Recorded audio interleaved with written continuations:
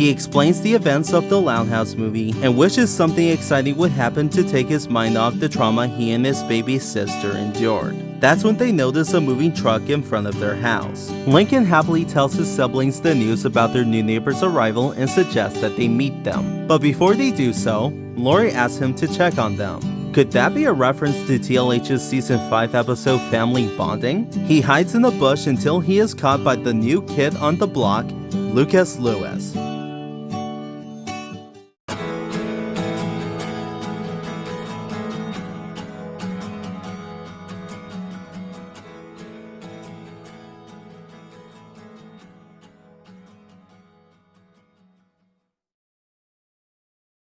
Hello everyone.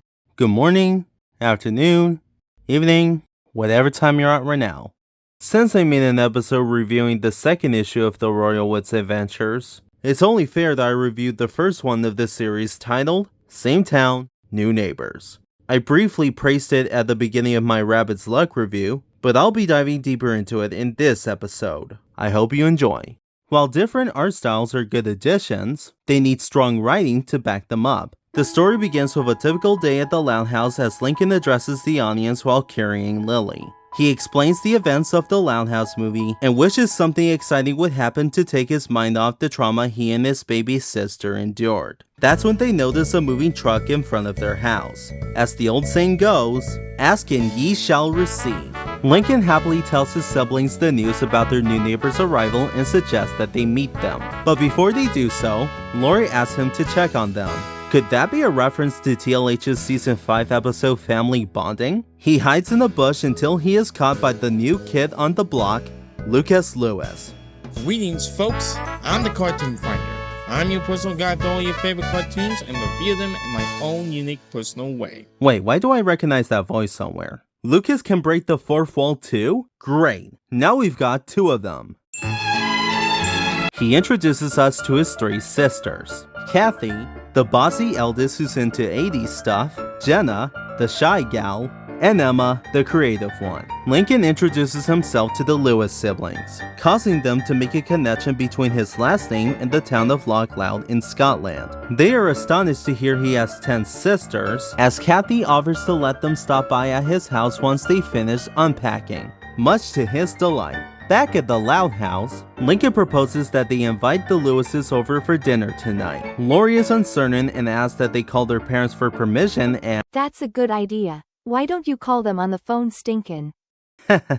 I'll pretend I didn't hear that. Lincoln calls them, but they don't answer. They ask you how you are, you just have to say that you're fine when you're not really fine, but you just can't get into it because they would never understand. Best parents ever, am I right? He decides they'll have to take matters into their own hands. But Luna and Lori are skeptical. Is that a callback to TLH's season 3 episode Frenzy? Lincoln assures them they won't make the same mistake as last time, before Luann ends with a bad pun.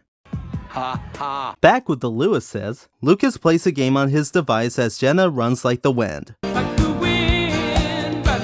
He spots her and asks her what she thinks of Royal Woods as he gets her a drink. He assures her everything will be fine until he hears knocking and opens the door to Lincoln wearing a bow tie. He looks fancy. As it turns out, Lucas had completely forgotten about the invite from their new neighbors. And Kathy tries to pull the video games turn your brain to mush crap. She makes up for it by teaming up with Emma to give him a complete makeover.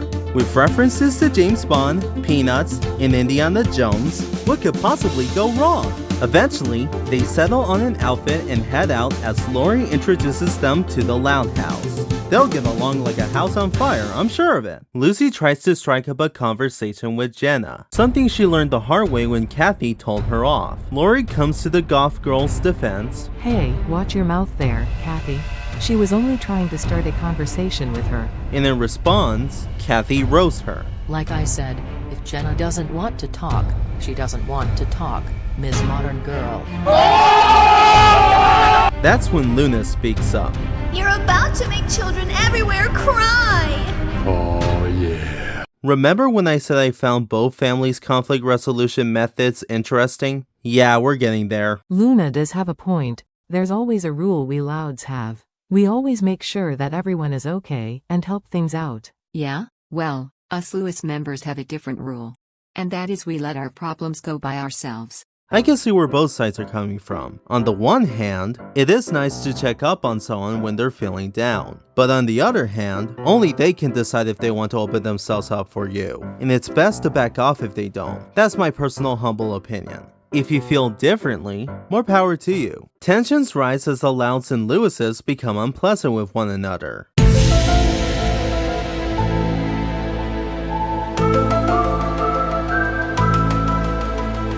You're a bunch of nonsense in my eyes. You better watch your mouth, you little twerp. I can't tell you how much I wanted to see Kathy kick LJ's butt. Sadly, some blindly devoted fan of hers will say El Diablo Rojo stomps. Hands down. End of discussion. This all leads to them having a no-holds-barred fight to the death. Watch out, watch out, watch out, watch out!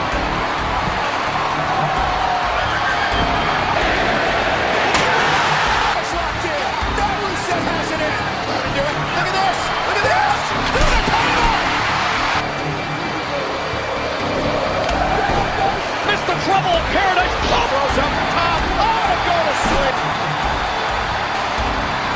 It's a Hall of Famers. Shawn Michaels arms break to the kick. Austin, he got it. John Cena with the STN. Just kidding. At least Lucas, Lincoln, Jenna, and Lucy stayed out of it. The boys of their respective families are mad. Kathy and Emma explain their grievances, which even Lucas disagrees with. Before their brawl can continue, Lucas decides he's had enough. He chastises them for their immature behavior until Jenna speaks up. She takes responsibility for things getting out of hand and decides to leave. The man with the plan stops her and assures her she didn't ruin the party. He proposes that their families put aside their differences and convinces her to get to know his family so they can get to know her in return. She crawls out of her shell and decides to stay. And that, ladies and gentlemen, is why Linky is a certified legend. Kathy apologizes for her part in the conflict, and Lori and Lucy forgive her. They have pizza for dinner as Lincoln gives credit to his best friend Clyde McBride. That's when Lucas mentions their dad's psychologist, Dr. Lopez, has a patient of the same name. How lucky! Lenny drinks from a bottle of what she thought was soda when it was actually garlic sauce. She may not be the brightest bulb on the Christmas tree, but come on, she could have easily read the label. Lincoln asks the Lewis siblings what they're looking forward to in Royal Woods, and when it's Lucas's turn, just listen to his motivational speech. Well, what more can I ask for eventually? Many people would say that they're looking forward to meeting new friends or something like that. For me, it's something I want to do. See what this place has in store. This town, it's a big adventure waiting for me to explore around. There are big things coming like school and meeting new friends, sure, but I don't need any magic tricks or special abilities to be cool. I just have to be myself.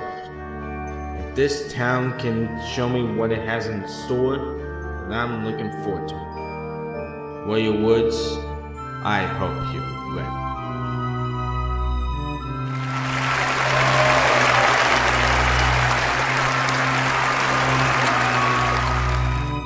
That was cinema. They say their goodbyes, and Lucas praises his siblings as they return the favor, topping it off with a hug. Lucas and Lincoln stare at the bright stars at night as the story ends.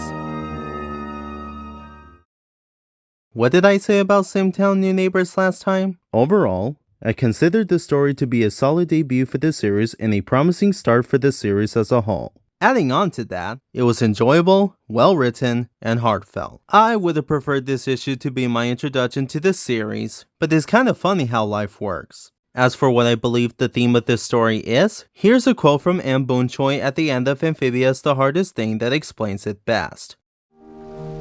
Change can be difficult, but it's how we grow. It can be the hardest thing to realize you can't hold on to something forever. Sometimes, you have to let it go. But of the things you let go, you'd be surprised what makes its way back to you. Moving somewhere unfamiliar can be scary, but there's always someone who can help you adjust. And only you have the power to accept that change. Most of the characters, except for Engineer, though she was okay in this story, were likable despite some of them having jerkish moments. Jenna stands out as not just my favorite character in the story, but the one I related to and sympathized with the most. Thanks to Lincoln, she overcame her shyness and learned to be more open with others. Despite their differences, the Louds and Lewises share one thing in common. They look out for each other, and now they have formed a beautiful new friendship. I am giving Same Town New Neighbors a 7 out of 10, or 3.5 stars. This issue gets the favorable rank. Thanks for watching or listening to my review. No amount of words can do this issue justice, so if you enjoyed this episode, I recommend that you read the issue for yourself. A link will be provided in the description. And please be sure to check out the brains behind the story, Brody and Alec, on Instagram. Their usernames are BroBoyDoesArt and AlecTorres2000 respectively. Until next time, this is Briox, and I'm out. Take care everyone.